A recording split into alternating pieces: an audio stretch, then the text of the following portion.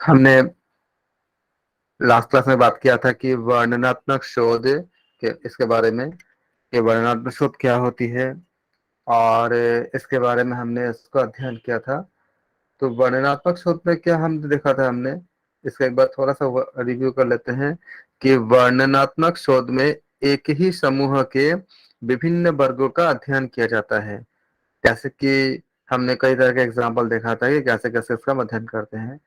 इसके वर्णनात्मक शोध भविष्य जो फ्यूचर में जो होने वाला है, ये ये भी दिखाता है कि वर्णनात्मक शोध जो वेरिएबल होते हैं, जो चर होते हैं, उनके बीच में एक विशेष पैटर्न को भी समझाता है, इंगित करता है और उसको वर्णन करता है।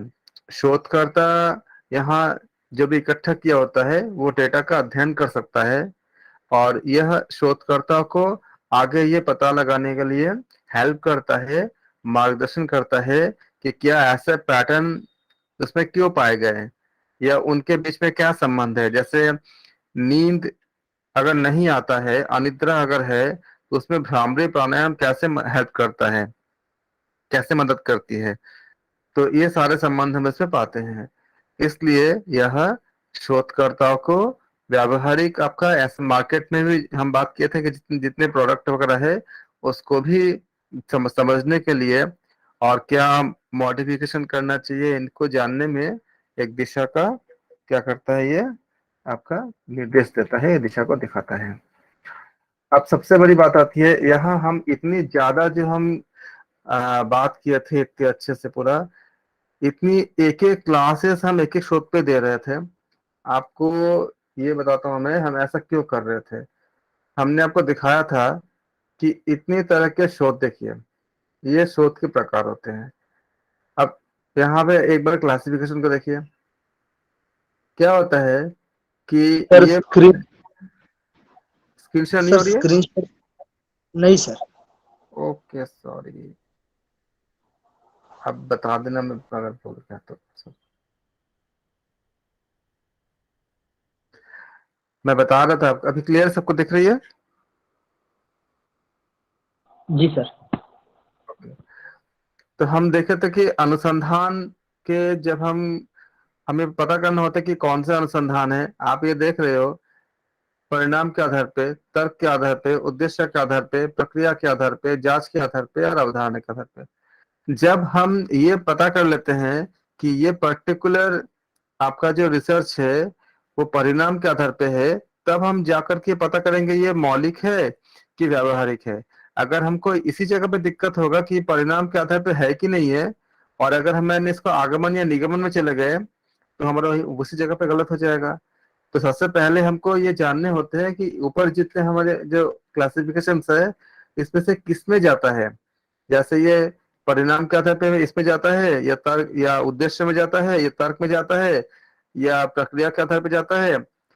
अगर प्रक्रिया में जाता है तो प्रक्रिया के बाद हम तय करेंगे ये मात्रात्मक है कि गुणात्मक है। अगर ये गुणात्मक है तब जाके हम ये तय करेंगे कि इनमें से कौन सा है। अगर हम इसमें गलती कर देंगे कि प्रक्रिया के आधार पे की जगह पे अगर हम इसको किसी जांच के आधार पे में अगर हम इसको समझ लेंगे, तो हमारा सारा क्वेश्चन क्या गलत हो जाएगी। इसलिए एक एक मेथड पे हमने इतने सारे लंबे लंबे एग्जांपल्स दिए, सारा चीज किए कि आप इनको पहले समझ जाओ कि क्या होती है परिणाम के आधार पे, या उद्देश्य के आधार पे, या तर्क के आधार पे। उसके बाद हम उसके अंदर के जो पार्ट्स है उसको हम समझ पाएंगे, समझेंगे उसको। तो इसके अकॉर्डिंग हमने देखा कि मेथड ऑफ डिस्क्रिप्टिव रिसर्च। अब डिस्क्रिप्टिव के अंदर क्या क्या आता है, एक सर्वे आता है। सर्वे आप जानते हो, सर्वे मतलब सर्वे आपका शब्द से आप फैमिलियर हो सारे लोग। Survey, it is the method that include a detailed description of the subject or topic। जैसे अगर मान लो कि कहीं पे इलेक्शन होना है, तो वहां लोगों के जो थिंक है, जो लोग समझते हैं, जो सोचते हैं। अगर मान लो ABCD 4 पॉलिटिकल पार्टियां हैं, और ये जानना है कि किस पार्टी के प्रति लोगों का क्या रुझान है, तो क्या करेंगे वहां पे वो सर्वे कर सकते हैं। तो क्या करता है उसमें, it is the method that include a detail description on the subject और टॉपिक, विशेष सब्जेक्ट या टॉपिक पे वो डिटेल क्या करता है, डिस्क्रिप्शन देता है। अगर आप किसी पॉलिटिकल पार्टी को लाइक करते हो, क्यों करते हो, क्या क्या उसका उसके मैनिफेस्टो में आपको क्या अच्छा लगता है, ये सारा चीजें को कलेक्ट करते हैं। उसी तरह से अलग अलग तरह से आपका बहुत सारे तरह के सर्वे हो सकता है।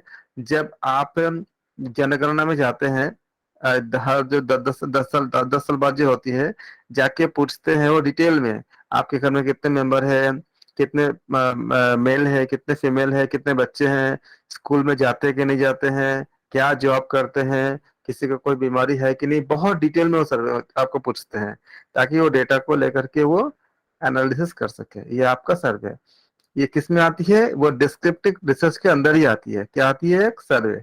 सेकंड क्या है, ऑब्जर्वेशन। सर्वे सबको क्लियर हो गया होगा, कोई डाउट है तो पूछ सकते हैं। Observation, it is basically a technique that is utilized for the observing and recording participants. फिर आता है केस स्टडी। केस स्टडी में बहुत गहन होती है। मतलब ये क्या होती है, केस स्टडी एक पर्टिकुलर किसी चीज के ऊपर बहुत ज्यादा स्टडी करना है, इसे हम कहते हैं case study. You can use the case study technique for the gathering of the specific phenomena। विशेष किसी कारण को समझने के लिए हम केस स्टडी करते हैं। जैसे में हमने बात भी किया था, कई तरह एग्जांपल भी दिया था कि केस स्टडी के, कि हम जैसे सपोज करें कि किसी ने बोला कि मेरा पुनर्जन्म हुआ है, तो पुनर्जन्म हुआ है तो उसके ऊपर एक स्पेशल केस बन गया। उस इंसान के, उसके हर एक चीज का बहुत बारीकी से समझोगे। ठीक है, आप कहाँ पहले जन्म लिए थे, उसके फैमिली के में कौन कौन थे, क्या क्या नाम था, आपके मेंबर, आपके घर में क्या क्या आपके आपने कितना पढ़ाई किया था, उसके बहुत ज्यादा सब कुछ वो क्या करेंगे, वो जानेंगे, उसको समझने की कोशिश करेंगे। उसी तरह से हम एक पर्टिकुलर चीजों को देखते हैं कि किस तरह से बहुत सारे आपके जो कंपनीज है, आयुर्वेदिक कंपनी, प्रोडक्ट बनाने वाले बहुत से कंपनीज है, लेकिन कोई स्पेसिफिक कंपनी जैसे पतंजलि कंपनी इतनी अच्छे कैसे किया किया। तो ये इसको अगर जानना चाहेंगे तो ये केस स्टडी के रूप में हम लेते हैं, तो उसको बहुत बारीकी से देखेंगे कि पतंजलि का मार्केटिंग कंसेप्ट क्या है, बाकियों से अलग कैसे है, किस तरह से काम करता है, कैसे लोगों के इतनी ज्यादा, आपका मतलब इतने कम टाइम में लोगों के विश्वास को कैसे जीत पाया है। आयुर्वेद तो पहले भी था, और भी बहुत से कंपनीज है, डाबर है, हमदर्द है, बहुत से कंपनीज है, लेकिन क्या वजह है, कैसे ग्रोथ किया, ये हमारे उसके केस स्टडी में आ सकता है अगर हम इसको स्टडी करेंगे तो। उसी तरह से अगर अमूल के बारे में जानेंगे तो अमूल एक समय था कि जब 300 लीटर दूध से शुरू किया था, उसके बाद वो कैसे कैसे आगे बढ़ा। उसने जितने भी ग्रामीण के क्षेत्र के जितने भी आपका एरिया को कवर किया, उसके बाद कैसे कैसे डेवलप किया, ये सब हम हमारा क्या है, केस स्टडीज है। उसी तरह से बहुत से ऐसे ऐसे कंपनीज है जो बहुत छोटे लेवल पे शुरू होते हैं और बहुत अच्छे सक्सेस, मतलब सक्सेस उनको मिले हैं। तो ये सब क्या है, आपका केस स्टडीज है, ताकि हम और उसके मतलब नॉलेज को ले सके और अपने आप को इंस्पायर कर सके, या उसके अकॉर्डिंग हम कुछ काम कर सके। जैसे मान लो कि हम अगर देखते हैं कि एक बच्ची है जो 500 में 500 पाया है इस बार एग्जाम्स में, तो वो उसने कैसे पढ़ाई किया। अगर हम देखते हैं कि वो टॉप 10 या जितने, मान लीजिए हमने हमने 20 राज्य में से सबसे ज्यादा जो हाईएस्ट मार्क्स पाने वाले बच्चों को हमने लिया और उनको स्टडी किया, क्योंकि 24 घंटे सबके पास होता है। तो क्यों कोई बच्चा एक एवरेज मार्क्स पाता है, कोई बहुत अच्छा पाता है, और कोई आपका जो है मतलब अच्छा मतलब पास हो जाता है, ऐसा अंतर क्यों होता है। तो अगर हम उन लोगों को लेकर चलेंगे जो टॉपर्स है, उसने कैसे कैसे काम किया, तो उसको भी हम स्पेसिफिक स्टडी के अंदर रख सकते हैं, समझ सकते हैं कि उन्होंने, समझने की कोशिश करते हैं कि उन्होंने इतनी अच्छी मुकाम कैसे हासिल किया। ऐसे बहुत सारे हमें मिलती है, एग्जाम्पल मिलती है। जैसे अमेजन वगैरह जो कंपनी है, वो ऑनलाइन पे इतनी चैलेंजेस होते हुए भी कैसे सक्सेस हासिल किया है। तो you can use the case study technique for the gathering of specific phenomena, विशेष आपका फेनोमेना।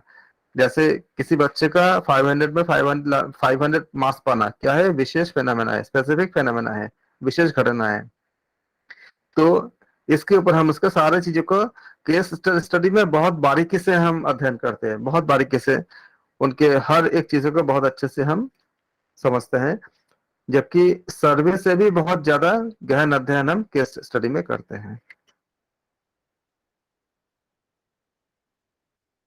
इसके बाद हमारे अगले सेक्शन आते हैं।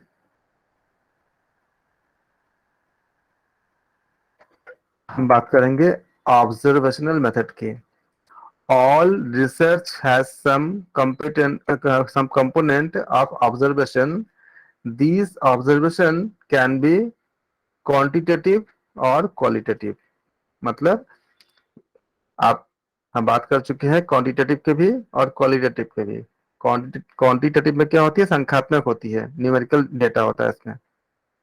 क्वांटिटेटिव ऑब्जर्वेशन इंक्लूड्स, क्या क्या होता है इसमें, objectively collecting data that is primarily in the numerical form. अभी बताया था आपको, ये एक नंबर या संख्या के रूप में होती है। जैसे मान लीजिए कि हम बोले कि किसी पर्टिकुलर ईयर में कितने बच्चे ने कितने परसेंट मार्क्स पाया या कितने कितने मार्क्स पाए, ये क्या होगा, आपका न्यूमेरिकल डेटा हो गया। इसी तरह से कितने लोगों के बीच में कितने, किस तरह से आपका, अगर बोलते हैं कि अप टू 1 to 20 के बीच में जो एज के जो बच्चे हैं उनके हाइट कितनी है, एवरेज कितनी है, अगर उसको निकालते हैं तो ये आपका क्वांटिटेटिव, क्योंकि इसको आप न्यूमेरिकल फॉर्म में आप एक्सप्रेस कर सकते हो। The data collected should be related to और understood in terms of quantity. Quantity मतलब मात्रात्मक, एक संख्याओं के नंबर्स के फॉर्म में।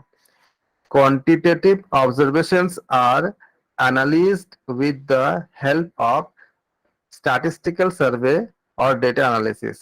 Statistical survey मतलब जैसे आपके जनगणना जब होती है, घर घर आते हैं, पूछते हैं सारा डिटेल आपका, ये क्या कहलाता है, स्टैटिस्टिकल सर्वे, यानी सांख्यिकीय आंकड़ा इकट्ठा करते हैं और उसके बाद उसको समझने की कोशिश करते हैं कि उसमें कितने, क्या क्या कि आपका पूरा कंट्री में कितने परसेंट लिटरेट लोग हैं, कितने इलिटरेट लोग हैं, कितने अनएम्प्लॉयड है, कितने मेल है, कितने फीमेल है, किस एज के ग्रुप के लोगों को किस तरह की बीमारियां है या किस तरह के चैलेंजेस है, उसको लेकर के वो एनालिसिस करते हैं और फिर गवर्नमेंट को उस अकॉर्डिंग फीडबैक देते हैं, जिससे गवर्नमेंट उसके लिए प्लान या पॉलिसीज को बना सकते हैं या और कोई काम में हम उसको उपयोग करते हैं। Examples of quantitative observation that include, क्या क्या करता है, यही इसी जगह से आपको नोट करके रखनी है, छोटे छोटे क्वेश्चन ऐसे से बन जाती है। क्या इंक्लूड होता है, observation of any variable related to a numerical value such as, क्या होती है, एज हो गया, शेप हो गया, वेट हो गया, हाइट हो गया, स्केल हो गया, ये सारे वैल्यूज, क्योंकि इसको आप नंबर्स में आप क्या करते हो, मेजर कर सकते हो। किसी का एज कितनी है, शेप कैसा है, वेट कितनी है, हाइट कितनी है, इस सारे आप इसको स्केलिंग कर सकते हैं। इसको हम कहते हैं इसको कि न्यूमेरिकल डेटा होता है, इसलिए इसमें हमारा क्वांटिटेटिव होता है। ये होप कि सबको क्लियर हो गया किसे कहते हैं क्वांटिटेटिव। हिंदी में देखेंगे, अवलोकन विधि। सभी शोधों में अवलोकन के कुछ घटक होते हैं। यह अवलोकन मात्रात्मक या गुणात्मक हो सकता है। गुणात्मक और मात्रात्मक मतलब, अभी हमने बताया क्वांटिटेटिव मतलब मात्रात्मक, जिसकी मात्रा मतलब जिसका न्यूमेरिकल वैल्यू होती है, और क्वालिटेटिव क्या होती है, गुणात्मक होती है, जिसमें क्वालिटी या गुण होते हैं। एक मात्रात्मक अवलोकन में वस्तुनिष्ठ रूप से डेटा एकत्र करना शामिल होता है, मतलब बिना किसी बायसिंग के डेटा होना चाहिए, बिना किसी पक्षपात के होना चाहिए, जो प्राथमिक रूप से संख्यात्मक रूप में होता है। पहले क्या होता है, वो एक न्यूमेरिकल डेटा होता है, संख्यात्मक होती है। एकत्र किए गए डेटा को मात्रा के संदर्भ में संबंधित या साझा हम समझ लेते हैं। सांख्यिकीय सर्वेक्षण डेटा का विश्लेषण की सहायता से मात्रात्मक अवलोकनों का विश्लेषण किया जाता है। मात्रात्मक अवलोकन के उदाहरणों में संख्यात्मक मान से संबंधित किसी भी चर का अवलोकन शामिल है, जैसे कि क्या क्या होती है, किसी का एज, शेप, वजन, ऊंचाई, स्केल इत्यादि। जो हमने भी इंग्लिश में किया था सेम चीज।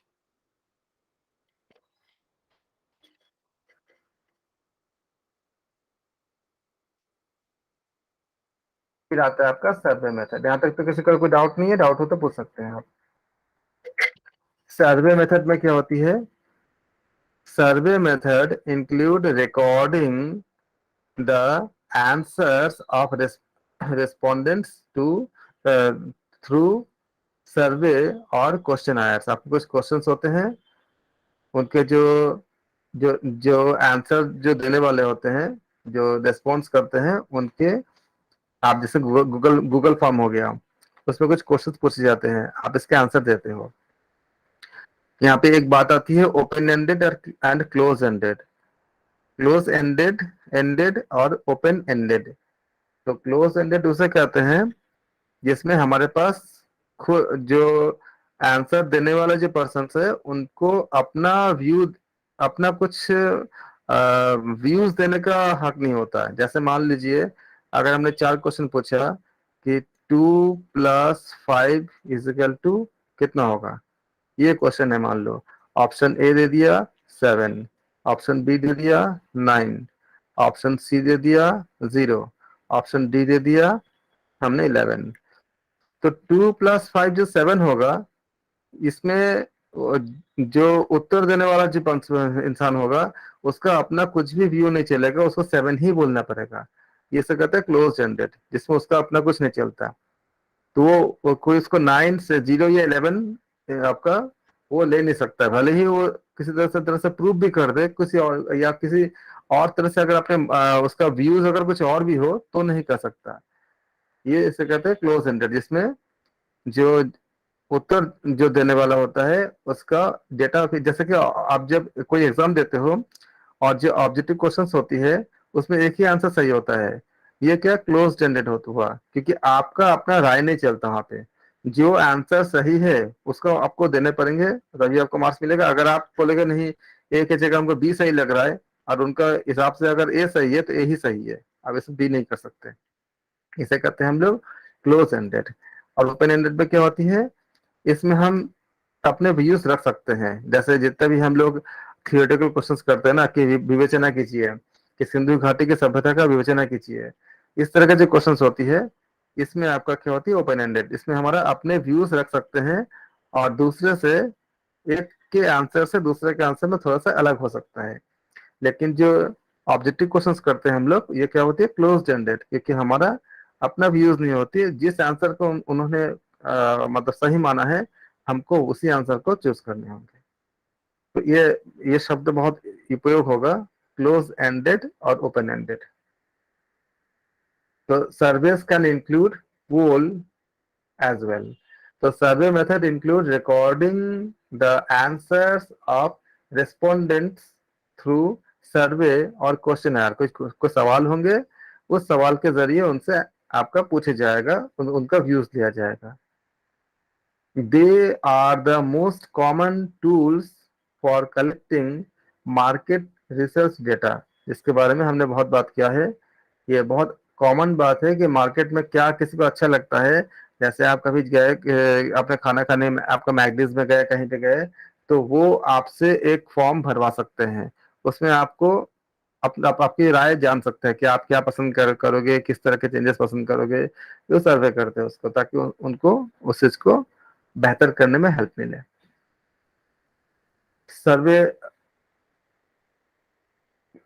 they are the most common tools for collecting market research data. Surveys are generally used to collect feedback from the respondents। ये हमने देखा ही, हमसे भी लिया गया कई बार। जैसे अगर आप मेट्रो में जाते हो तो मेट्रो में कई बार ऐसा फॉर्म मिलता है कि आप आपसे फीडबैक लेते हैं। A good descriptive research should have a survey that taps into both open-ended, अब ये क्लियर हो गया आपको किसे कहते हैं open ended and close ended, open ended and close ended questions दोनों तरह की होती है। मतलब एक खाली उसमें ऑप्शन होता है जो क्लोज एंड ऑब्जेक्टिव क्वेश्चंस होते हैं, और आपका एक सब्जेक्टिव भी होता है जिसका आप अपने बातों को रख सकते हो, उसको कहते हैं ओपन एंडेड। और जो ऑब्जेक्टिव क्वेश्चंस होते हैं उसे कहते हैं क्लोज एंडेड। यहाँ तक किसी को डाउट है तो पूछ सकते हैं, सबको आप मैसेज करके बोल दो, अगर क्लियर है तो सबको यस या वाइट आप टाइप कर सकते हो, अगर सबको अगर कोई डाउट है तो पूछ सकते हो। The biggest advantage of the survey method is that it can be conducted online और ऑफलाइन।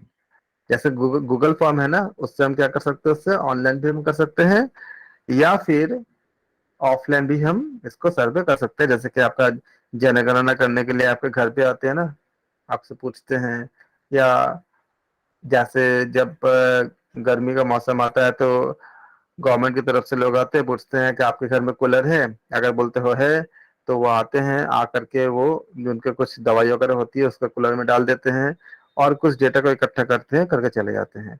तो ये भी उनका क्या है, सर्वे। फिर उसका एनालिसिस करते हैं कि कितने घर में कूलर है और क्या क्या वहाँ पे प्रिकॉशन ली जाती है ताकि मच्छर न फैले और दूसरे बीमारियां न फैले। One of the reason why the survey method is the go। आप सर्वे मेथड क्या होती है कि क्यों हम उसको अप्लाई करते हैं। Survey method is to go to the option for the descriptive research is that is it entails the collection of large amount of the data in a limited span of time। आपने Google form सबको डाल दे दिया और बोल दिया कि सबने सबको फिल करनी है, तो बहुत कम टाइम में आपने बहुत बड़ी अमाउंट ऑफ डेटा आपने भागा है आपने। तो ये क्या होती है कि ये ज्यादा खर्चे भी नहीं होते, इसमें आपको टाइम बच जाती है, तो इससे आपको ज्यादा मात्रा में आपको डेटा मिल जाती है। या अब सोचो कि 10 साल बाद तो हमारे यहाँ पे जनगणना होती है, तो कम ही टाइम होती है, कुछ ही समय में हम सारे पूरे देश का हम आंकड़ा इकट्ठा कर लेते हैं। तो ये हमारे सर्वे मेथड का फायदा होता है। यहाँ तक तो किसी को दिक्कत नहीं। सर्वेक्षण विधि। सर्वेक्षण पद्धति में सर्वेक्षण या प्रश्नावली के माध्यम से उत्तरदाताओं के उत्तरों को रिकॉर्ड करना शामिल है। सर्वेक्षण में चुनाव भी शामिल हो सकते हैं।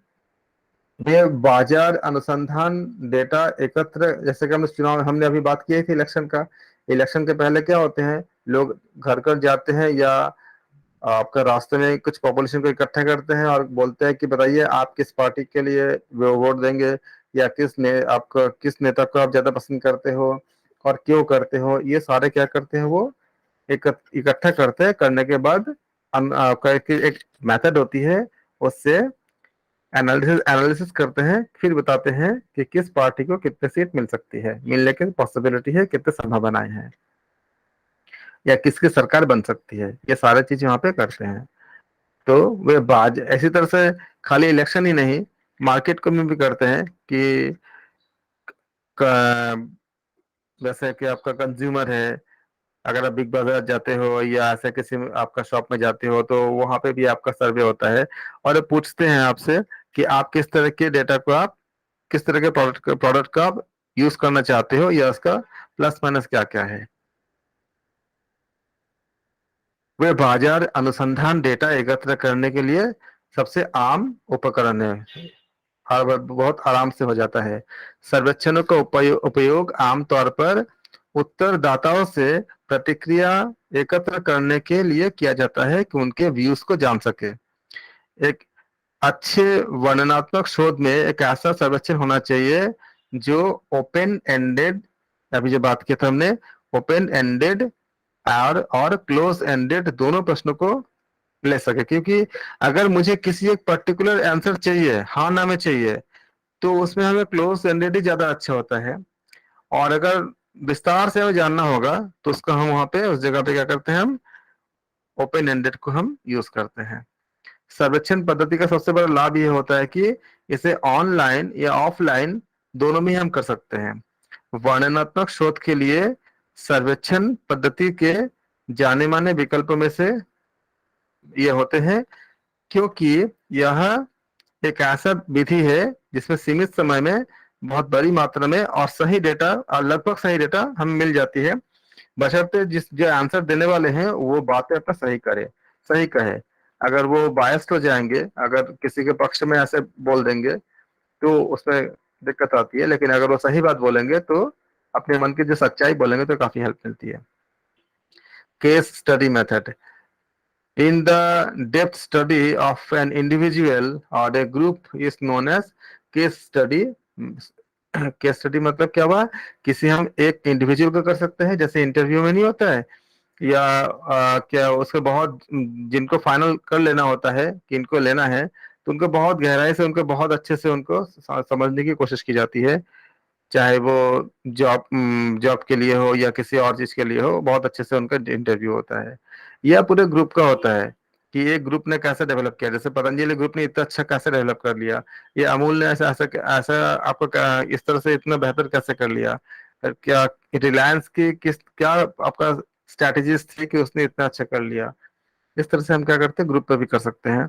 या कोई पर्टिकुलर कंट्री क्या किस तरह से आपका अपने खिलाड़ियों को ट्रेन करता है कि सबसे ज्यादा गोल्ड लाता है, बाकी कंट्री क्यों नहीं ला पाता। तो इन सब चीजों को हम जब स्टडी करते हैं तो उसमें ये यूज होता है।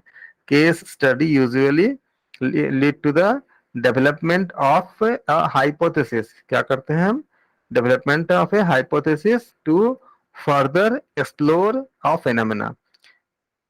एक हाइपोथेसिस को डेवलप करता है जब हमें पता चलता है कि केस स्टडी के माध्यम से सारा डेटा हमको पता चलती है, तो उसको हम क्या करते हैं, परिकल्पना बनाते हैं, यानी एक हाइपोथेसिस बनाते हैं, जिससे कि हम और इसको बाद में विस्तार से एक्सप्लोर कर सकें। Case study are limited in their scope. Case study क्या होती है, इसको एक लिमिटेड, इसका लिमिटेशन भी होती है, in that they don't allow the researcher to make cause and effect conclusion or accurate prediction। cause and effect नहीं देता है ये, और एकदम एक्यूरेट नहीं कहता है। केस स्टडी एक लमसम बताता है, एक आपका अप्रोक्सीमेशन बताता है, एक्यूरेट नहीं बोलता है, क्योंकि केस स्टडी में भी कई खामियां होती है जब हम इसको अध्ययन करते हैं, तो एग्जैक्ट ही आ जाएगा ऐसा नहीं होता है, लेकिन काफी हद तक हमको हेल्प करता है आगे के प्रोसीड करने के लिए, आगे दूसरे तरह के रिसर्च को बनाने, आगे को किसी और तरह के रिसर्च में हम आगे बढ़ने के लिए। This is because this association could reflect the bias on the researchers part instead of naturally occurring phenomena। जो शोध कर रहे हैं उनके बायस्ड हो सकता है, मतलब वो उनके पास ऐसा हो सकता है कि उनको पक्षपात हो सकता है। जैसे मान लीजिए कि अगर मैं शोध कर रहा हूं और मुझे योग के प्रति बहुत ज्यादा समर्पण है, तो हो सकता है कि मैं मन से ही मान लेता हूँ हाँ हाँ कि हाँ ये तो होगा ही, क्योंकि योग है, योग से संबंधित है, तो ये होगा ही। तो इस तरह से क्या बायसिंग हो सकता है। जैसे मैंने बताया था कि जल नीति सूत्र नीति, अगर ये भी योग है, लेकिन ये हर जगह शरीर के हर हिस्से में काम करेगा ये आवश्यक नहीं है। जल नीति सूत्र नीति जो है, ये आपका जैसे पाचन तंत्र या दूसरे शरीर के जो दूसरे कई जगह कैसे होती है, सब जगह तो काम नहीं करता है। तो रिप्रोडक्शन पास आपका जो सिस्टम हो गया या पाचन तंत्र हो गया, इस सब पे काम नहीं करता। तो अगर कोई बोल देता है कि नहीं काम करता है, तो ये बायस्ड हो जाएगा। इस तरह से क्या हुआ कि हम देखते हैं कि ये कभी कभी मतलब एकदम अनबायस्ड होगा ये जरूरी नहीं होता है। इसलिए हम इसको केस स्टडी मेथड से जो भी हमको मिलेगा उसको हम फाइनल नहीं कर सकते, एक्यूरेट नहीं कर सकते। Another reason why case studies are limited in scope in is that they could just be reflecting and क्या होती है, दूसरा कारण क्या होती है, केस स्टडी एक लिमिटेड स्कोप होती है, क्योंकि वो typical respondent in the survey उसको सामना करना पड़ता है कि जब सर्वे करते हैं तो उसमें कई चीजें होती है कि जिससे हम सवाल पूछ रहे हैं कि उनका मूड कैसा है, उनका धारणा कैसी है, उस समय ये सब बहुत सी चीजें पे आपका डिपेंड करता है। केस स्टडी विधि में क्या होती है, किसी व्यक्ति या समूहों के गहन अध्ययन को हम क्या करते हैं, केस स्टडी के रूप में जानते हैं, जो हमने अभी हमने बात किया था। केस स्टडी आमतौर पर एक ऐसे घटना का पता लगाने के लिए एक परिकल्पना के डेवलपमेंट की ओर ले जाता है। एक आपका हाइपोथेसिस को क्या करता है, डेवलप करता है। कि केस स्टडी अपने एक के सीमाओं में सीमित होते हैं, जिससे क्या होती है, शोधकर्ता को एक आपका कारण या उसके प्रभाव के सटीक भविष्यवाणी नहीं करने देता। ऐसा क्योंकि ये स्वाभाविक रूप से होने वाली घटनाओं के बजाय शोधकर्ता के अपने पूर्वाग्रह यानी कि बायसिंग यानी कि पक्षपात को उसमें शामिल हो सकता है। इससे क्या होगा कि रिसर्च का जो एक्चुअल रिजल्ट है उससे अलग हो सकता है। और इसके बाद ये भी होती है कि केस स्टडी के दायरे में सीमित होने के कारण एक कारण ये भी होती है कि यह सर्वेक्षण में सिर्फ एक असामान्य प्रतिवादी को दर्शा सकता है। तो यहाँ पे भी आपका दिक्कतें हो सकती है। इसलिए केस स्टडी क्या होती है, एक ऑप्शन मतलब आपका हेल्प करता है लेकिन फाइनल एकदम कंक्लूड नहीं करता। एप्लीकेशन क्या होता है, ये एप्लीकेशन में आपको क्वेश्चन पूछे जाते हैं आपका कई तरह के अलग अलग पैटर्न से। और उसे उसमें आपको बहुत अच्छे से जानना है कि केस आपका जो डिस्क्रिप्टिव रिसर्च होती है उसको हम एप्लीकेशन कहाँ कहाँ करते हैं। Application of the descriptive research है, defining the characteristic of the respondent, पहली बात है। दूसरा क्या है, analysing trends in the data. तीसरा क्या है, कंपेयरिंग डिफरेंट ग्रुप्स, अलग अलग ग्रुप को कंपेयर करने के लिए भी ये काम करता है। फिर क्या है, वैलिडेटिंग एग्जिस्टिंग पैटर्न और रेस्पोंडेंट्स, कि वो वैलिड है कि नहीं है, इसको भी हमें डिस्क्राइब करते हैं। इसको इसको इसमें हमारा ये यूज होता है। Conducting research at different time. Different time मतलब जैसे मान लीजिए कि इलेक्शन हो रही है, तो इलेक्शन के 6 महीने पहले एक बार ही हमने पूरा इसको अप्लाई किया, फिर 3 महीने पहले किया, फिर 2 महीने पहले किया, फिर एक हफ्ते पहले किया। हम देखते हैं कि वो चेंज होता रहता है। इसके लिए भी काम कर इसको हम यूज करते हैं। फाइंडिंग को relation relation among the variables, जैसे कैंसर होने के कारण क्या क्या हो सकता है। एक तो हो सकता है कि स्मोकिंग करना, और स्मोकिंग भी कितने तरह की हो सकती है। एक्टिव स्मोकिंग, जो डायरेक्टली स्मोक कर रहा है। फिर क्या हो सकता है, पैसिव स्मोकिंग, हमने बात किया था कि उसके जो स्मोक का जो धुआं है, यहाँ तक कि उसका जो स्मेल भी होता है, वो भी घर के जो दूसरे मेंबर को अफेक्ट करता है। फिर हमने बताया था कि एक और तरीका होता है कि जो स्मोक का धुआं जो होती है वो आपका घर के पूरे दीवारों पे और फर्नीचर पे जाकर चिपक जाता है। फिर उससे उसमें हाथ रखने से हमारे हाथ के जो रोम छिद्र होते हैं उस पोर्स से भी बॉडी के अंदर जा सकता है। बच्चों पे बहुत ज्यादा असर पड़ता है। इसलिए बच्चों का बीमारियां देखो कितनी ज्यादा आजकल इतनी ज्यादा बढ़ गई है। तो और एक चौथा तरीका भी हमने बात किया था कि जो सिगरेट का जो बर्ड्स होते हैं वो भी बहुत ज्यादा मात्रा में आपका बहुत उसमें पॉल्यूशन फैलाने के कारण बन रही है, जो अभी हाल के ही शोध में मिला है। इस तरह से क्या हुआ, कोरिलेशन निकालते हैं।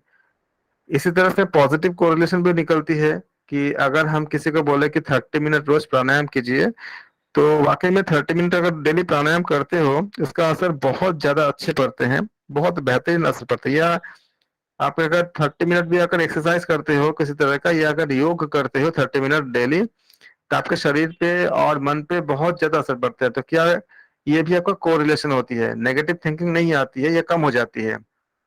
तो ये आपका हम कोरिलेशन पाते हैं कि अगर ज्यादा सिगरेट पियेंगे तो क्या होता है।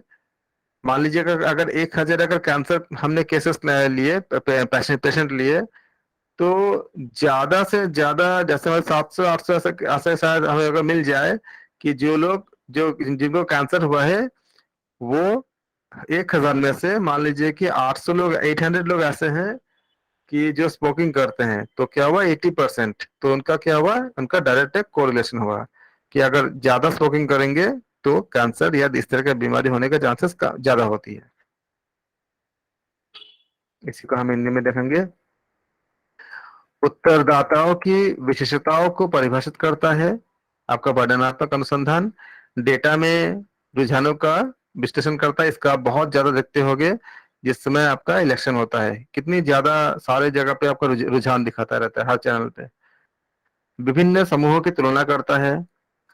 उत्तरदाताओं के मौजूदा पैटर्न को मानता है कि कैसे लोग बिहेव कर रहे हैं, कैसे लोग रिएक्ट कर रहे हैं। जैसे किसी स्कूल में, किसी कॉलेज में बच्चे कैसे रिएक्ट करते हैं, बच्चे को पढ़ने का पैटर्न क्या है, क्या बच्चे कैसे सुनना चाहते हैं। जैसे अभी हम बोलते हैं कि पहले था कि टीचर्स ओरिएंटेड मेथड होती थी, कि जो टीचर ने बोल दिया खाली बच्चे ने सुन लिया। अब क्या होता है कि आपका स्टूडेंट ओरिएंटेड मेथड को ज्यादा आपका मतलब डेवलप किया जा रहा है, उसको ज्यादा वैल्यू दी जा रही है। तो उनके रिएक्शन लेना, उनके फीडबैक लेना, स्टूडेंट्स को कितना समझ में आ रही है, कितना उनको क्या अच्छा लग रहा है, सब चीजों को। तो ये क्या करते हैं इसमें कि उत्तरदाताओं के इस पैटर्न को समझना, इसको मान्य करना। पहले हम मानते थे कि नहीं, गुरुजी जो बोल देंगे बस उसी को सुनना है और कुछ नहीं बोला है, मतलब ये आपका था टीचर्स ओरिएंटेड मेथड था। लेकिन धीरे धीरे जो इसको हमने समझा, बच्चों को समझने के पैटर्न को समझा। जैसे जो नई शिक्षा नीति है, नई शिक्षा नीति में ये समझा गया कि बच्चे क्यों स्कूल से भागते हैं। जैसे उनको लगता है कि बहुत बड़ा मतलब दुख की बात है स्कूल जाना, एकदम छोटे बच्चे में। तो वो क्या चाहते हैं, वो खेलना चाहते हैं, जिस तरह की एक्टिविटी करना चाहते हैं। तो एकदम स्कूल, छोटे बच्चे जब स्कूल में जाते हैं जाएंगे, नई शिक्षा पद्धति में ये बताया गया है, वही एक्टिविटी स्कूल में करने होंगे, वही खेल कूद वगैरह वगैरह ऐसा करने होंगे। और उसके अकॉर्डिंग जो टीचर्स है, टीचर को भी उसी अकॉर्डिंग आपका ट्रेनिंग दी जाएगी, उनको ट्रेन किया जाएगा कि बच्चे उसी को करना चाहे जो वो करना चाहते, जिसके लिए वो स्कूल से भागते हैं। तो ये क्या है, ये अलग अलग इस समय पे शोध करके उनके पैटर्न को समझा गया। और उससे क्या हुआ कि हम बच्चे जो है बचपन से अगर उनको ऐसा लगेगा कि नहीं पढ़ाई में जाना नहीं है, बहुत दुख की बात है, तो आगे जाकर पढ़ाई को छोड़ सकते हैं, वो इतना ज्यादा इंटरेस्ट नहीं ले सकते। लेकिन अगर बचपन से ही उनको पढ़ाई में वो चीज मिलेगी जो वो करना चाहते हैं, खेलना कूदना इत्यादि सब मिलेगा, तो पढ़ाई के प्रति उनका लगाव हो जाएगा। आगे जाके बेहतर एक आपका छात्र बनेंगे और देश के बहुत एक मतलब एसेट एसेट बनेगा। इसलिए इसके पैटर्न को समझना और मान्य करना, मैंने एग्जाम्पल से समझाने की कोशिश की आपको, ताकि आपको याद रहे। और अलग अलग समय पे शोध करना, जैसे हमने बताया, बात किया अभी, कि जैसे इलेक्शन के 6 महीने पहले एक बार आपने शोध किया कि लोग किस पार्टी को ज्यादा मतलब इम्पोर्टेंट देते हैं, किस पार्टी को ज्यादा वो वोट के लिए सोच रहे हैं। और इलेक्शन के 3 महीने बात किया, 3 महीने पहले किया। फिर एक जैसे अभी आप देख रहे हो कि न्यूज में आ रहा है कि अगर इस समय अगर इलेक्शन होगा तो किस पार्टी को कितने कहाँ कहाँ पे आपका सरकार बन सकती है। जैसे इंडिया टीवी और कई टीवी कई जगह पे न्यूज चैनल पे ऐसे हम देख रहे हैं, इंडिया टीवी में तो खूब दिखा रहा था कि अगर अभी इलेक्शन हो जाए तो किस किस सरकार बन सकती है, कहाँ पे किसकी ज्यादा हो सकती है, कहाँ पे किसकी कम हो सकती है। ये अभी तो कोई इलेक्शन नहीं है। इलेक्शन इलेक्शन अभी अभी देर है, 1.5-2 साल के बाद ही होगा। लेकिन अभी एक बार किया उन्होंने, उसके बाद शायद इलेक्शन के 6 महीने पहले फिर से करेंगे, इलेक्शन के 3 महीने पहले फिर से करेंगे, 2 महीने पहले फिर से करेंगे। तो अलग अलग टाइम पे क्या कर रहे हैं, वो शोध कर रहे हैं। ये आपका डेस्क्रिप्टिव रिसर्च के क्या है, अनुप्रयोग है। और जो वेरिएबल है उनके बीच में सहसंबंध ढूंढना, जैसे अभी बताया आपको कि वेरिएबल, आपको मैंने बताया अभी आपको कि अनिद्रा के साथ भ्रामरी प्राणायाम का क्या संबंध है। क्या भ्रामरी अनुलोम विलोम करने से अनिद्रा कम हो जाती है, अच्छी नींद आती है। तो ये अगर अच्छी नींद आती है तो हम बोलते हैं कि इनका सहसंबंध है। आप प्राणायाम करो, भ्रामरी करो या अनुलोम विलोम करो तो आपको अनिद्रा की समस्या और भी बहुत तरह की जो समस्या होती है, कि जैसे कि सही डिसीजन ना लेने की जो क्षमता या क्षमता कम हो जाना, इसको अगर हम अनुलोम विलोम करेंगे तो हमारे सीएनएस पीएनएस के बीच में ऐसा, आप उसको साइंस को पढ़ना देखना, सब कुछ इसमें डिटेल में है कि अनुलोम विलोम या आपका जो नाड़ी शुद्धि प्राणायाम कैसे काम करता है। तो उसमें ऐसे आपका पॉजिटिव इम्पैक्ट होता है कि इंसान में आपका जो सहिष्णुता, सहन करने की क्षमता ज्यादा बेहतर हो जाता है। और आपका वो इंसान सही डिसीजन को ज्यादा जल्दी जल्दी समझ लेता है, उसका दूरदृष्टि बन जाता है कि भविष्य में होने वाली चीजों को क्या क्या हो सकता है, और सही सही पकड़ सकता है। ये सब चीजें क्या संबंध होती है कि नहीं होती है, ये चर है, इनके बीच में संबंध ढूंढना। ये भी आपका डेस्क्रिप्टिव रिसर्च के आपका अनुप्रयोग है। जैसे किसी को कोई डाउट है तो पूछ सकते हो, मैसेज बॉक्स मेरे पास ओपन है, मैं देख सकता हूँ, यहाँ बोल सकते हो। What are the advantages of the descriptive research? क्या क्या एडवांटेज है? Descriptive research has a wide variety of advantages, जैसे कि primary data. In descriptive research, the data is collected through primary data collection method, जैसे कि case study, ये क्या है आपका प्राइमरी, इसको कहते हैं primary data collection. Observational method, survey, ये सब क्या होती है प्राइमरी डेटा कलेक्शन मेथड्स होती है। This kind of data collection provide us with rich information and can be used for further research as well। तो ये जो डेटा होती है इसको हम काफी ज्यादा यूज कर सकते हैं और बहुत रिलायबल होती है, मतलब इसको बहुत इसको ट्रस्ट कर सकते हैं। प्राइमरी डेटा डेटा जो होती है उसको बहुत ट्रस्टेबल होता है और इसका हम यूज कर सकते हैं। जैसे मान लीजिए कि जनगणना, अभी अगर जनगणना हो जाएगा तो ये जो रिसेंट डेटा होगा उसमें हम ज्यादा बिलीव करेंगे ना कि कितना परसेंट क्या क्या है। अगर मुझे मेरे पास अगर 30 ईयर्स पहले का डेटा हो और आज का डेटा हो, तो अभी के लिए जो प्लान करेंगे उसके लिए किस पे डिपेंड होंगे, आज के डेटा पे डिपेंड होंगे। अभी अगर जनगणना हो जाएगा तो 30 ईयर्स पहले क्या था उस पर हमारा कम ज्यादा हमें डिपेंडेंट नहीं हो सकते, क्योंकि चीजें बदल आपका चेंज हो चुकी है। तो ये क्या होती है, ज्यादा आपका इंफॉर्मेटिव होती है और रिलायबल होती है। इस तरह से हम डेटा कलेक्शन को हम यूज करते हैं। It can also be used for developing hypothesis. Hypothesis यानी परिकल्पना को डेवलप करने के लिए भी हेल्प करता है। जैसे कि मान लीजिए अगर मेरे पास हमने सर्वे किया और मैंने देखा, हमने लोगों से पूछा कि जिन लोगों ने प्राणायाम या कोई भी तरह के एक्सरसाइज किए तो क्या उनको अपने लाइफ के पैटर्न में कुछ चेंज मिला, जैसे उनको क्या उनको अपने डिप्रेशन में कुछ कमी आई, या उनका जो स्ट्रेस लेवल था क्या कुछ कमी आई। अगर कुछ डिप्रेशन से पीड़ित लोगों को अगर हमने प्राणायाम कराया तो और मैंने देखा कि 1 महीने बाद कि उनके डिप्रेशन के लेवल में क्या चेंजेस आई, अगर चेंजेस आती है तो हम एक परिकल्पना बना सकते हैं कि प्राणायाम करने से क्या होती है, डिप्रेशन या आपका स्ट्रेस लेवल में कमी आती है। अब इसके बाद इस हाइपोथेसिस का हम प्रूफ करते हैं, रिसर्च आपका शोध करके, अलग अलग तरीके होते हैं, रिसर्च करके हम इसको इसको प्रूफ करते हैं। तो इस तरह से हम क्या करते हैं, लेकिन हमारे हाइपोथेसिस पहले हम डेवलप करेंगे, उस हाइपोथेसिस को फिर आपका नल हाइपोथेसिस लेंगे और फिर ऑल्टरनेटिव हाइपोथेसिस लेंगे, उसके बारे में आगे बात करेंगे। इसके जरिए हम उसका प्रोसेस होती है, उसको हम अपने हाइपोथेसिस को या तो एक्सेप्ट करेंगे या फिर रिजेक्ट करेंगे। अगर हमारा हाइपोथेसिस सही होता है तो एक्सेप्ट करेंगे, फिर वो बन जाएगा एक नियम की तरह बन जाएगा। और अगर फॉल्स होता है तो फिर उसको हम ये हम कंक्लूड करेंगे कि ये हाइपोथेसिस मेरा गलत था, ये नहीं होता। तो it can also be used for the developing hypothesis और योर रिसर्च ऑब्जेक्टिव। आप जिस पे शोध करना चाहते हैं उस पे भी ये काम करता है। वर्णनात्मक शोध के क्या लाभ होते हैं? वर्णनात्मक अनुसंधान के कई प्रकार के लाभ होते हैं, जैसे कि पहले क्या आपका प्राइमरी डेटा यानी प्राथमिक डेटा। एक वर्णनात्मक शोध में डेटा को प्राथमिक डेटा संग्रह विधियां जैसे केस स्टडी हो गया, अवलोकन पद्धति हो गया और सर्वेक्षण के माध्यम से हम एकत्रित करते हैं या इकट्ठा करते हैं।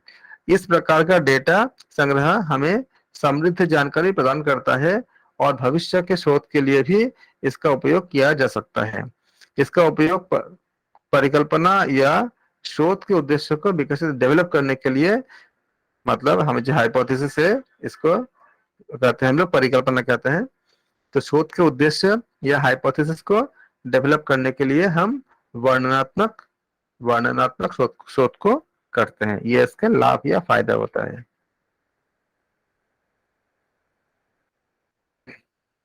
Multiple data collections.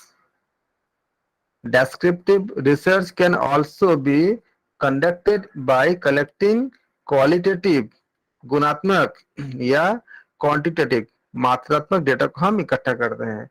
इसमें दोनों में ही काम करता है ये। Hence it is more varied, flexible, diverse, and it also tends to be thorough and elaborate. Read more about data collection method, इसको हम बाई किससे करते हैं, इसमें ऑब्जर्वेशन। और भी हम इसे बहुत सारे मतलब जो डेटा कलेक्शन का मेथड को हम इसमें पाते हैं। Through the observational method of descriptive research, it allows researcher to observe the respondents' behavior in natural setting. जैसे कोई स्कूल कॉलेज में बच्चे कैसे बिहेव कर रहे हैं, या किसी आपका ऑर्गेनाइजेशन में जितने वर्कर है उनका बिहेवियर कैसे है, इस तरह की चीजों को हम देखते हैं। या सोशल आपका जो प्लेटफॉर्म में भी लोगों का बिहेवियर कैसे है। जैसे ये किया गया था कुछ दिन पहले कि जब लोग मेट्रो में चलते हैं तो उनका बिहेवियर एक अलग तरह का होता है, सारे लोगों का लगभग लगभग। लेकिन वही लोग जब रास्ते में या बस में या कहीं और चलते हैं तो जरूरी नहीं है कि उनका उनका बिहेवियर वैसा ही हो जैसा कि मेट्रो के अंदर या मेट्रो के जो परिसर है उसमें मिलते हैं देखने को। तो ये क्या हुआ, लोगों के बिहेवियर। आप देखते ही होंगे कि जैसे जैसे जगह चेंज होती है, सच में लोगों को लोग एक ही तरह के लोग जब जाते हैं उनका बिहेवियर में भी चेंज होता है। अब जैसे मान लीजिए कोई सत्संग में जाते हैं, तो सत्संग में जितने लोग जाएंगे वहां पे, वो सत्संग जहाँ चल रही है वहां जाके वो शांत बैठ जाते हैं नॉर्मली, कोई बातचीत नहीं करते नॉर्मली नॉर्मली सामान्यतया। तो वो उस जगह का भी इफेक्ट पड़ता है। लेकिन वही लोग अगर पार्क में चले जाएंगे तो वो अपने अपने दोस्तों से अपने अपने जानने वालों के साथ वो बात कर सकते हैं, या मोबाइल से बात कर सकते हैं, कुछ और कर सकते हैं। तो उनका बिहेवियर कैसे जगह चेंज होने से या लोग चेंज होने से, जैसे मान लीजिए कि अगर हम देखें कि अगर मान लीजिए कि अब्दुल कलाम जी का जो भाषण या वो जब किसी को एड्रेस करते थे, तो उनके बातें जब किसी स्टूडेंट के सामने, अगर किसी जैसे उन्होंने अगर किसी कॉलेज में चले गए, किसी यूनिवर्सिटी में चले गए और कुछ बातें उनका उन्होंने रखा, तो बच्चे इतने मंत्रमुग्ध होकर सुनते हैं क्योंकि वो बहुत इंस्पायरिंग है, बहुत ही ज्यादा मोटिवेटेड मोटिवेटेड पर्सन है। तो उनके सामने लोगों के बिहेवियर अलग हो जाती है, एक एक खास तरह की होती है। लेकिन हर जगह पे ऐसा होगा ये जरूरी नहीं होता। उसी तरह से हम क्या देखते हैं कि ये लोगों की मतलब रेस्पोंडेंट्स के जो बिहेवियर की नेचुरल सेटिंग को भी ऑब्जर्व करने में काम आता है। It also ensure that the data collection is high in quality and honest. मतलब ईमानदार होना चाहिए, ऐसा नहीं कि बायस्ड हो जाए, और हाई क्वालिटी के होने चाहिए। कॉस्ट इफेक्टिव, बहुत सस्ते होते हैं। Descriptive research is cost effective, इसलिए कंपनियां करा लेती है, मतलब कराती भी है क्योंकि उनका ज्यादा खर्चे नहीं होते इसमें। And data collection of this research can be done quickly. आपने डेटा लिया और आपने जैसे जनगणना हो गया, 150 करोड़ 200 करोड़ लोगों के बारे में सब जानकारी इकट्ठा हो गया, आप उसको जल्दी से जल्दी आप इसको अप्लाई कर सकते हो। या आपके घर में जैसे कहीं कूलर है, आपको गर्मी के मौसम में, या किसके घर में क्या है, किस तरह के कहाँ से मच्छर ज्यादा फैल रहे हैं, सफाई है कि नहीं है, या अगर ये देखा जाए कि जो बीमारियां होती है जिस जगह पे ज्यादा होती है वहां पे ज्यादा बीमारी क्यों हो रही है, तो क्या बीमारी के होने के साथ साफ सफाई का कोई संबंध है। तो अगर वो जाकर के ये डेटा इकट्ठा करे कि वाकई में वहाँ पे कोई बीमारी जहाँ पे फैल रही है ज्यादा, वहाँ पे सफाई की सही सही आपका मतलब व्यवस्था है कि नहीं है, तो इसको भी हम, अगर मैंने डेटा ले लिया, पता चला है कि वहाँ पे सफाई हो रही है कि नहीं हो रही है, तो उस डेटा को हम क्विकली हम यूज कर सकते हैं। अगर पता चले वहाँ पे सफाई नहीं हो रही है, तो हम वहाँ पे सफाई की व्यवस्था कर सकते हैं ताकि हमारे वहाँ पे बीमारी कम हो जाए। बीमारी का कम होना, पॉल्यूशन का कम होना, इस सब पे हम इसका इस्तेमाल कर सकते हैं। और भी कई तरह के जहाँ पे जल्दी से जल्दी हम डेटा का इस्तेमाल आप हमें हम यूज कर सकते हैं। एकाधिक डेटा संग्रह, गुणात्मक या मात्रात्मक डेटा एकत्र करके वर्णनात्मक शोध भी किया जा सकता है। इसलिए यह अधिक विविध है, लचीला विविध है, और ये पूरी तरह से विस्तृत होने के लिए भी किया जाता है। डेटा संग्रहण विधियों के बारे में हम देखते हैं कि वर्णनात्मक अनुसंधान की अवलोकन पद्धति के माध्यम से यह शोधकर्ताओं को प्राकृतिक सेटिंग्स में प्रतिवादी के व्यवहार का निरीक्षण करने की अनुमति देता है। यहाँ जो टेक्निकल शब्द इस्तेमाल किए गए हैं उसको हमने एग्जाम्पल के साथ हमने बहुत अच्छे से कोशिश किया कि मैंने मेट्रो का एग्जाम्पल दिया और भी बहुत सारे एग्जाम्पल दिया कि आप इसको समझ जाए, समझे कि बताना क्या चाह रहा है, मतलब उसका बिहेवियर में हम कैसे हम इसको स्टडी करते हैं, अध्ययन करते हैं। यहाँ तक कि बहुत खाली इसमें इसी में नहीं, जैसे मान लीजिए कि आप सब जगह पे करते हैं कि जब हम कोई अगर सत्संग सुनता है, जैसे मान लीजिएगा कि अगर भगवत कथा कथा सुनता है, तो लगातार अगर आप भगवत कथा कथा सुनते रहेंगे और अच्छे अच्छे लोगों के साथ रखेंगे जो खाली जिससे मिलने के बाद आपको खाली मतलब स्पिरिचुअल बात ही कहता है, खाली आपका भगवान के बात बारे में ही बात करता है, योग के बारे में ही बात करता है, या आपको खाली मोटिवेट मन हमेशा खाली मोटिवेट करता है, ऐसे लोगों को अगर लगातार आप उसके साथ रहोगे तो क्या होता है, एक कुछ विशेष समय के बाद आपके या हमारे बिहेवियर में भी चेंज होता है। इसको भी हम इसमें मेजर कर सकते हैं कि अगर हमने किसी को अगर 2 घंटा अगर राइट एसोसिएशन यानी कि सत्संग अगर सुनाते हैं और 1 मंथ बाद उनके व्यूज, उनके जो स्ट्रेस लेवल है उसको अगर हम मेजर करते हैं, तो हम देखते हैं कि बहुत सारा अंतर मिलती है, बहुत सारा आपका मतलब चेंजेस मिलती है। तो ये डेटा को हम उपयोग कर सकते हैं कि क्या ऐसा करने से लोगों के तनाव में कमी आती है। अगर हमको पॉजिटिव रिजल्ट मिलती है तो बोलेंगे हाँ आती है, और नहीं आती है, नहीं मिलती है तो बोलेंगे नहीं आती है। तो इस तरह से हम इसको उपयोग कर सकते हैं। लेकिन मिलती है, सत्संग से बहुत ज्यादा असर पड़ता है, ये बहुत ज्यादा हेल्प मिलती है। इसमें कोई ज्यादा खर्च नहीं होते, खाली अगर आपके मन में भक्ति अगर है प्रभु के प्रति और आपने अगर भगवत कथा या सत्संग को सुना, अपने रुचि का, अपने इच्छा का, भगवत गीता या किसी भी ऐसे अच्छे ग्रंथों का अगर आपने सुना आपने, तो देखता कि बहुत ज्यादा अंतर पड़ता है। यह भी सुनिश्चित करता है कि एकत्र किया गया डेटा उच्च गुणवत्ता और ईमानदार, मतलब कोई पक्षपात नहीं होना चाहिए, बिना बायस को होना चाहिए। लागत मतलब कॉस्ट कितनी है, वर्णनात्मक शोध लागत प्रभावी है यानी कॉस्ट इफेक्टिव है, बहुत कम खर्च होते हैं, और इस शोध में डेटा का संग्रह बहुत जल्दी यानी शीघ्रता से हम कर सकते हैं। इसमें किसी को डाउट हो तो आप बता सकते हो।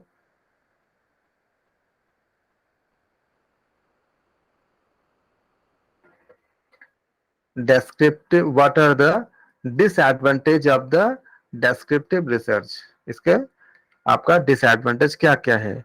Descriptive research also has some disadvantages, they are as इस तरह से होते हैं, मिसलीडिंग इंफॉर्मेशन, जो जिससे हम बातें पूछ रहे हैं वो अगर हमें अगर गलत जानकारी दे दें, मान लीजिए कि हमने किसी से पूछा कि आपको क्या बीमारी है, उसे लगता है कि ये तो पर्सनल बात है, अगर मैं बोल दूंगा तो शायद लोगों के सामने मेरे बात सच्चाई आ जाएगी जिसको मैं बोलना नहीं चाहता।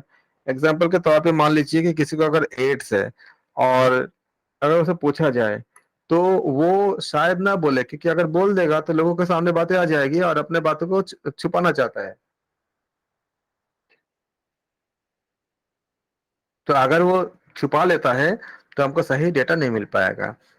उसी तरह से अगर हम बहुत सारी इंफॉर्मेशन ऐसी होती है जो बहुत पर्सनल होती है, अगर हमको इनकरेक्ट बता देगा, जैसे हम अगर किसी से बोलते हैं कि अच्छा ये बताइए कि आप क्या जानबूझ के झूठ बोलते हो, अगर मुझे जानना है इस बात को, तो हर कोई ये भी मुश्किल होता है बोलने के लिए, अगर वो हाँ बोलेगा सबके सामने, नहीं तो हो सकता है कि वो ना बोलना चाहे। या ऐसे कई चीजें होती है, अगर हम किसी को बोल पूछ ले, अच्छा बताओ क्या आपको सांस की कोई बीमारी है, ब्रीदिंग के साथ संबंधित कोई बीमारी है, तो सोचता है कि अगर मैं बोल दूंगा तो सबके सामने आ जाएगी और मेरे बाद में बेइज्जती होगा, तो वो नहीं, अगर नहीं बोलना चाहेगा तो वो मिसलीड कर देगा। तो हम तो मानेंगे कि वो जो बात बता रहे हैं वो सही बता रहा है, लेकिन अगर वो सही नहीं बताएगा तो क्या हो जाएगा, हमें इनकरेक्ट रेस्पॉन्स मिलेगी। इसे कहते हैं हम लोग मिसलीडिंग और इनकरेक्ट इनकरेक्ट रेस्पॉन्स हो सकता है।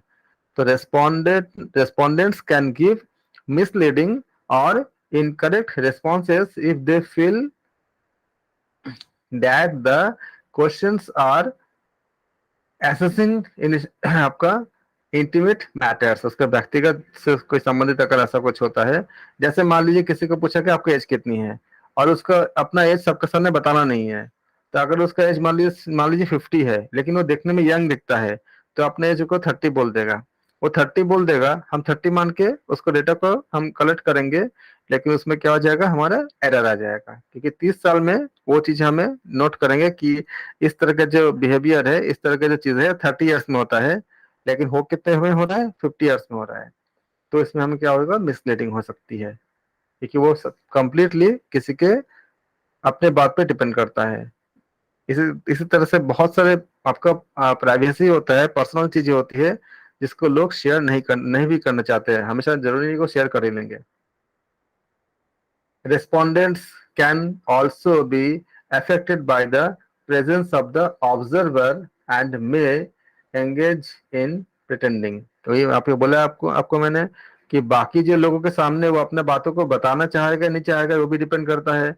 अब मान लीजिए पूछा गया कि A B C D 4 political party है और हमने पूछा कि बताओ आप किसको प्रेफर करते हो, वो सोचेगा कि यहाँ पे मैं तो बी को प्रेफर करता हूँ, लेकिन सी और डी अगर ये बात सुन लेगा तो नाराज हो जाएगा और हम हमारे साथ झगड़ा हो सकता है। तो वो छुपा गया, वो शायद नहीं बोला और बहाना कर दिया कि नहीं ऐसा नहीं, हम तो मतलब कुछ ऐसे मतलब वो घुमा गया वो बात को, तो हमें सही जानकारी नहीं मिलेगी। This is known as observer effect. इसका क्या कहते हैं, इसको हम बोलते हैं ऑब्जर्वर इफेक्ट कहते हैं। बायस इन स्टडीज, पक्षपात होती है जब हम अध्ययन करते हैं, इसमें हमारा पक्षपात भी हो सकता है। The researcher own opinion of the bias may affect the result of the study. जैसे मान लीजिए कि जो रिसर्चर है वो अगर किसी कंपनी में आपका आपका वर्कर है, सपोज करो आपका कोई टूथपेस्ट बनाने वाले कोई कंपनी है और उस कंपनी के साथ बहुत ज्यादा व्यक्तिगत रूप से जुड़ा हुआ है इंसान, तो वो जब शोध करेगा और जब पूछा जाएगा तो हो सकता है कि उसका खुद का ओपिनियन भी उसमें आ जाए, अपने खुद का जो उनके जो विचार है वो भी आ जाए, जो बायस का काम करेगा, जो पक्षपात के रूप में काम करेगा। इसको कहते हैं हम लोग, क्या कहते हैं इसको, this is known as the experimental effect. जो प्रयोग करता है, जो शोध करता है, उनके इफेक्ट होती है क्योंकि उनके मन में ही पहले से किसी चीज के प्रति अच्छी भावना या बुरी भावना होगा। अगर बुरी भावना होगा तो जो आपका जो अच्छी बात है उसको वो अपने हिसाब से व्याख्या करेगा कि शायद उसको अच्छा ना लगे, या अपने जो भी उसकी भावना होती है उसके अकॉर्डिंग चेंज करेगा। और अगर वो बहुत इसको बायस्ड है, बहुत मतलब उसके प्रति अगर समर्पित ज्यादा है, तो उसके अकॉर्डिंग आपका वो आपका व्याख्या करेगा।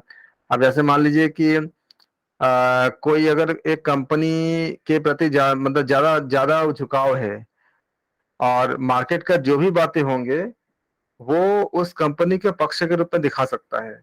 अगर जबकि हकीकत ऐसा था कि वो पक्ष में फेवर में नहीं था, वो खिलाफ हो सकता शायद था, लोगों को पसंद नहीं था, लेकिन वो उसके व्याख्या इस तरह कर सकता है कि लोगों को पसंद है। तो उसमें क्योंकि उसका अपना खुद का जो है इफेक्ट कहते हैं इसको, अपना खुद का बायसिंग आ गया, मतलब पक्षपात आ गया। इसे हम कहते हैं एक्सपेरिमेंटल इफेक्ट कहते हैं। होप कि आप लोगों को इतना तक समझ आ गई है। अगर आपको कोई डाउट हो तो आप कमेंट करके आप पूछ सकते हैं। इसके बाद हम कल करेंगे। धन्यवाद। हम प्रार्थना करेंगे। सर्वे भवन्तु सुखिनः, सर्वे सन्तु निरामया, सर्वे भद्राणि पश्यन्तु, मा कश्चित् दुःखभाग् भवेत्। ओम शांति, ओम शांति, ओम शांति, ओम। आप सबको प्रणाम।